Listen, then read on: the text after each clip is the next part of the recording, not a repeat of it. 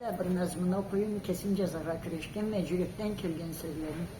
Ya Allah'ım korb olayım, har gelgen gününe keçini, niğmatlarını anlarga ver bizge karum. Har atlamda, har zamanda, cüregimde sanımda, ya Allah'ım bol menimla, men jürgen jollara, yaşağımda, ömrümde acıl kelgen çıkatıma, buluşluk izleyine serinim.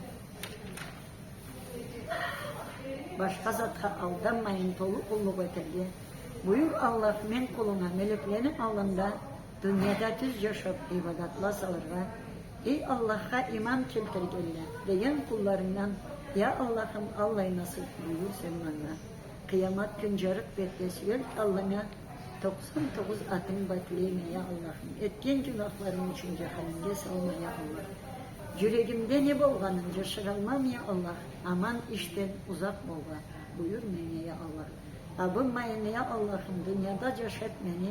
Suak işli köbetip cennetle bile ver savga. Ya Allah'ım etken işim seni razılığı için bozun. Tögerekке karamayın. Sen yaşat beni. Maşallah. Bu ayrı neleçimle seni bile hoşlayın sağ ol. Sağ ol. Kettik endi sizni çeketlerinizge çeketlem degen söz parkıza, roşaza, alayda uşağa teyko mu? Sağ ol canım gözüm. Allah razı olsun. Kızlarım orada просто ролик, мабла просто сау болуңуз. Ну просто я пройду, что здесь такого? Ничего, Библиотека, девочки, все, это буду. интересно.